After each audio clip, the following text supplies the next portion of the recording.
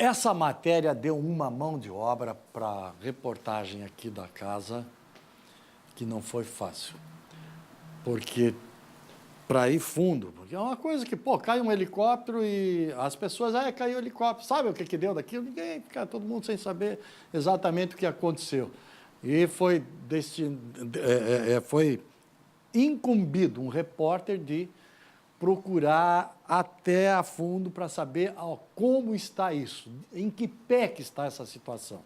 Vamos ver ali? Agora.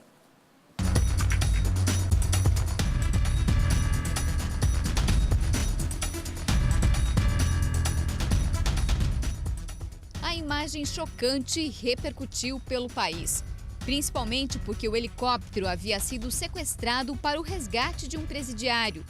A aeronave do modelo 206B pertence à empresa Avalon Táxi Aéreo.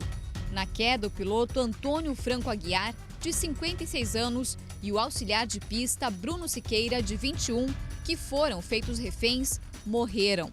Entre as vítimas fatais estava ainda Ivan Alexander Zurman Ferreira, de 24 anos, apontado pela polícia como um dos sequestradores. A aeronave foi contratada no município de Penha com o argumento de que os passageiros queriam fotografar do alto um terreno que estaria à venda aqui na região. Depois de sobrevoar os bairros Parque Guarani e Paranaguamirim, local onde fica o complexo prisional, por volta das 13h30 da tarde, o helicóptero caiu e em seguida explodiu. Após uma minuciosa investigação, a Polícia Federal denunciou 5 pessoas por planejar, executar e ocultar provas. Tudo isso associado ao crime de atentado contra a segurança do transporte aéreo, que resultou em morte. 9 meses depois, o juiz federal Roberto Fernandes Júnior condenou o único sobrevivente, Daniel da Silva, a 12 anos de prisão em regime fechado. Como já estava detido, a pena foi reduzida. Além dele, os demais envolvidos também tiveram penas decretadas. Paulo Henrique Hartmann dos Santos, conhecido como Calango, detento que seria resgatado da penitenciária, foi condenado a quase 15 anos de prisão em regime fechado. Pesou contra ele o fato de ser um dos líderes de uma facção criminosa e mandante da ação. Creuzinei Hartmann Cunha, irmão do Calango, foi condenado a 2 anos de prisão em regime fechado. Rony Telmo Teixeira recebeu a mesma pena, mas ambos, Creuzinei e Rony, respondem em liberdade enquanto recorrem da decisão. Já Bruna Thalita Yastrensky, namorada de Ivan Zurman Ferreira, foi denunciada pelo crime de fraude processual e ainda aguarda julgamento.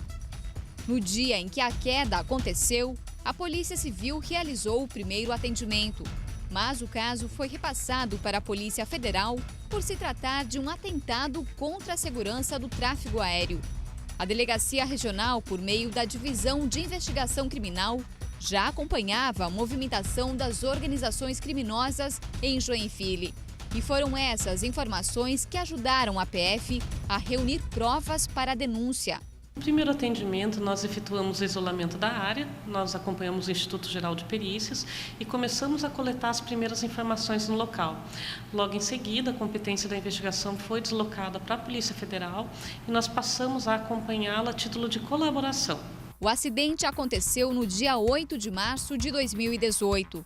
Um ano depois, Osni ainda briga na Justiça para conseguir o ressarcimento pelos prejuízos causados na residência. O muro, na época, ficou destruído.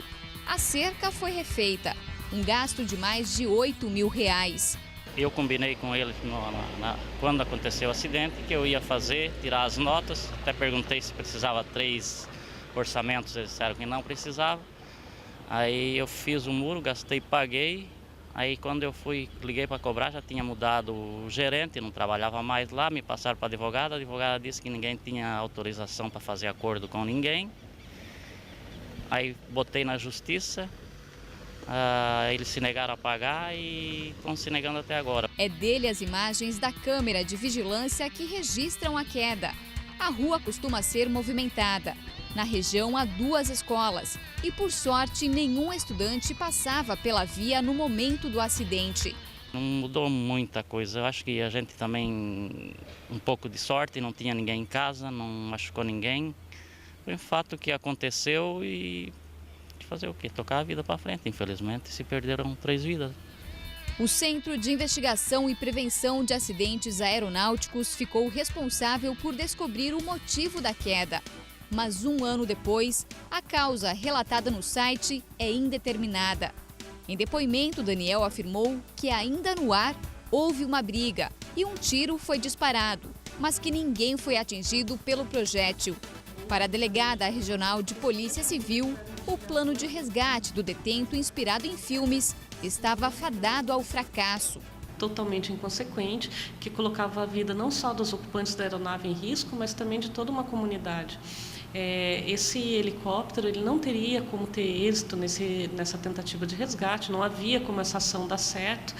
E ele caiu em frente a uma residência, poderia ter caído em cima da casa, poderia ter caído em via pública, ou seja, o estrago poderia ser ainda maior.